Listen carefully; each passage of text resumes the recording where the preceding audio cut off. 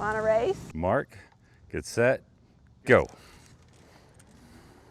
Bye-bye, sucker! Bye-bye, sucker. Well, today we're taking a look at the S14 by Windone. It is their commuter e-bike. The question is it worth it?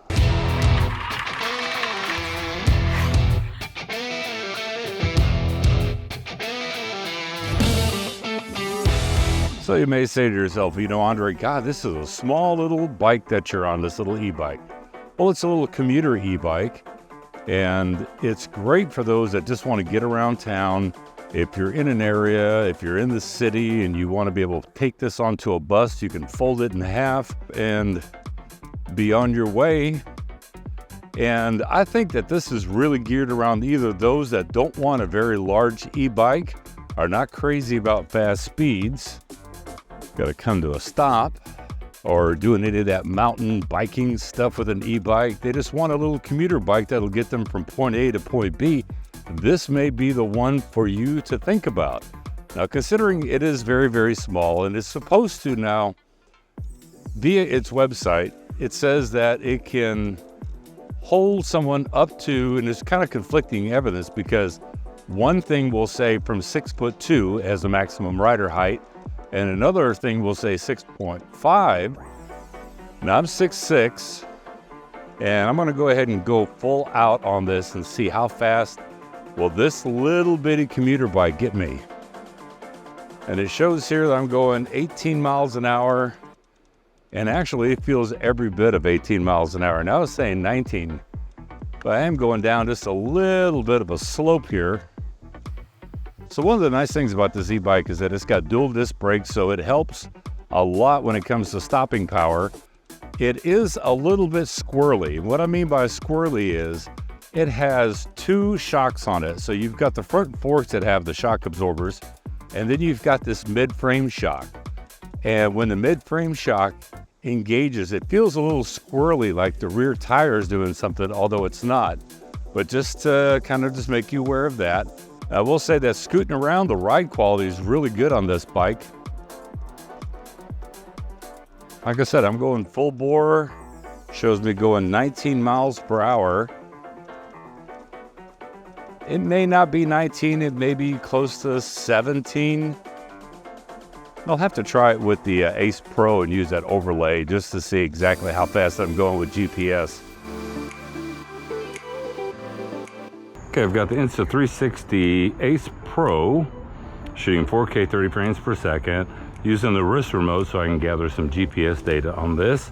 And we're gonna check miles per hour, what I'm getting here on the screen versus actual miles per hour.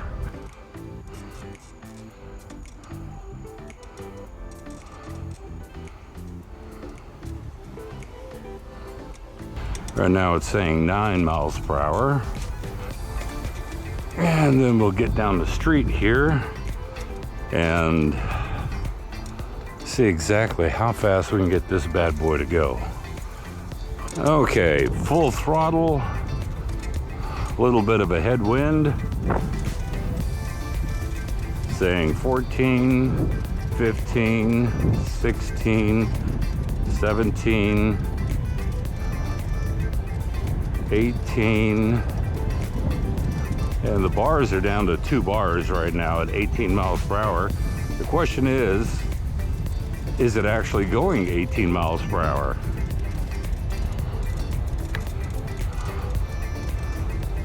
Too many cameras. Got a camera on my hat. The Insta360 Go 3S, and then the Insta360 Ace Pro, and the remote control.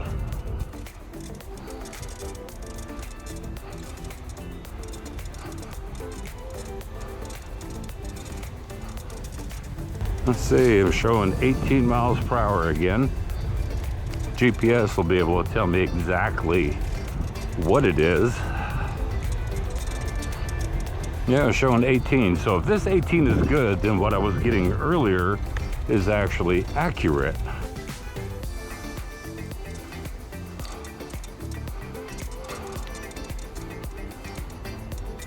Time for a charge, obviously. Not too many miles you can get on this, but then again, I've probably done about 5 or 6 miles, which is, I guess, not bad considering it's a small little commuter bike. So to talk about the thing that was a little bit odd about this bike that I was mentioning earlier is that, you know, conventionally, even when someone my age, when I grew up with a bicycle, the left hand was always front brake, right one was always rear brake. It's actually opposite on this one. So if you hit the right one, it'll actually do the front brake. See if we can take a look and see. I'm going to do the right one. Watch the actuator on the front brake. Left one, it's the rear brake. So that's something to kind of keep in mind because, you know, a lot of us, they don't want to use brakes, a front brake when you're going at high speed. You want to kind of balance a little bit more back brake than front brake because you don't want to flip forward on it. But that's the only odd thing. And here's that little shock I was talking about, that if I push it together, can you see how the body flexes? That's the thing that makes it feel a little bit squirrely. But it's not that the frame is moving or side to side twisting, and it's not that the rear tire is moving around. It's just that frame is buckling, and it's kind of a weird feeling because it also moves the seat whenever this rear portion of the frame moves. So that's just something to keep in mind. So that's what I'm talking about regarding it being squirrely. I'm going 14, 15 miles an hour, 14, 14, 12. What? I was telling you how fast I was going. Are you using throttle or just pedaling? I'm just pedaling. I'm at 14.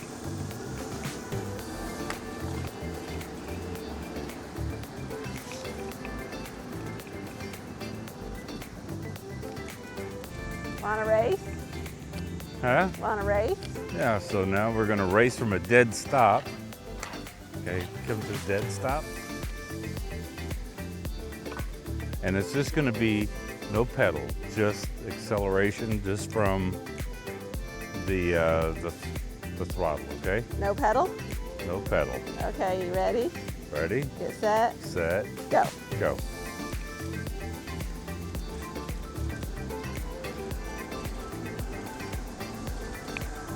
Damn, she's scooting.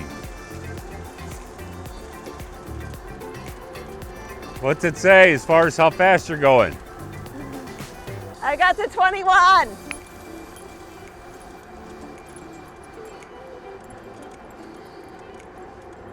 Well, I'm at 16 miles an hour and she passed right by me. Okay, so I'll give you a head start on that one because I didn't know. I got to 21. You got 21? 21 miles an hour. Wow. Okay, let's turn around and I want to do it again. This time I give you no leeway. And I only throttled, I never pedaled. Okay, go to the line. Here, this will be our line. Ready? Okay, on the line. On the line? On the line. Okay, mark, get set, go. Bye-bye, sucker! Bye-bye, sucker. Isn't she funny? Now I'm going 16, she's going 21, so that tells you that little Windone S14 is quite the fast little commuter bike. And I thought the OneBot was pretty good, which it is for me. Oh, ride's really smooth. Ride smooth? Yeah. Yeah, let me go hit something bumpy. See you in a minute. Gotta go find a bump. Just gotta go hit something bumpy.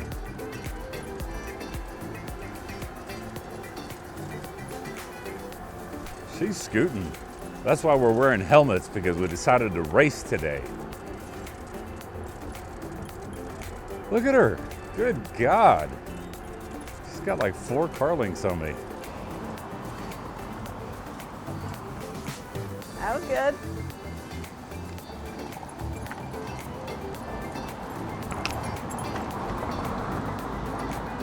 Would you like to hear the pros and the cons of the bike from an unbiased opinion? Sure. Pros, Really good pick up and go, really fun. Handled the bumps, no issues. Comfortable with the seat upright and the handlebars up, so A+ for all that.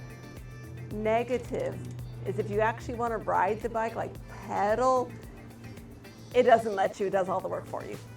But it's fun if you just want to like get it to go, but I bet you if I turned it off, I could pedal it out. Let me go test how it rides like a bike. Okay. Now she's gonna pedal it like a traditional bike. But not me. I'm gonna e-bike it. She wanted to go to the gym, but I told her to help me with this video. Now she can get a workout in, at least her legs.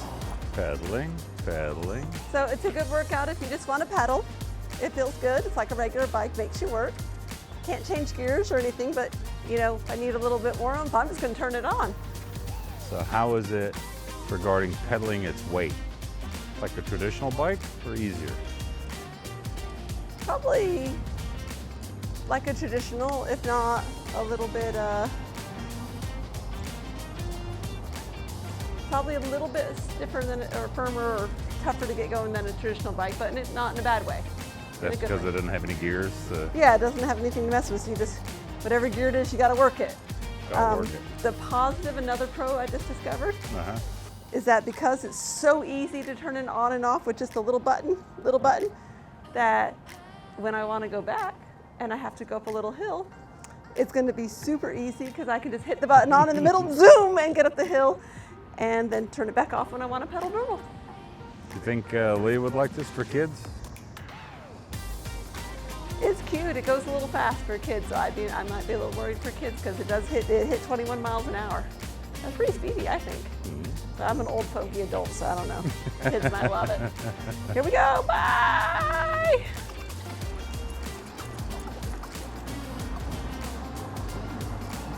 The other pro. It's very stable. I don't ever, not even once on the bumps or anything that I feel like, oh, I'm gonna fall.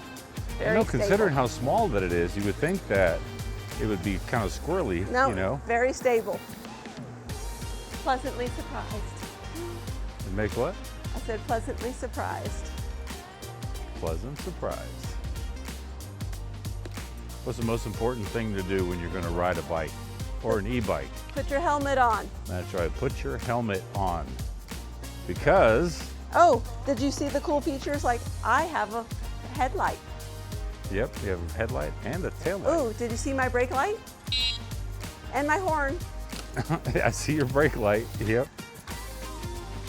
She's gonna go over, look at her. She just loves her little horn.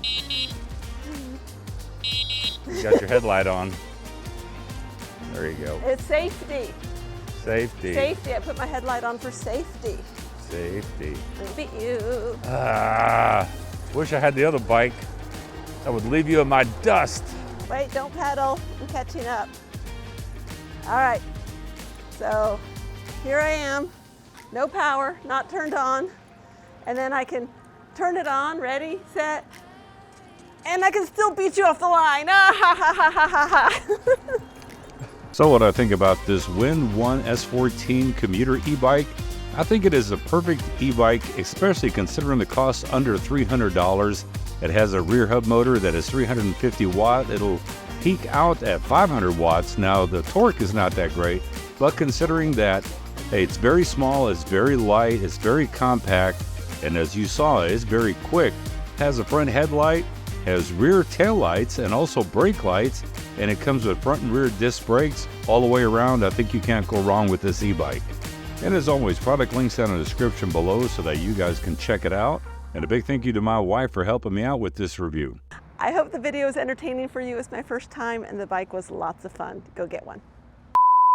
I hope the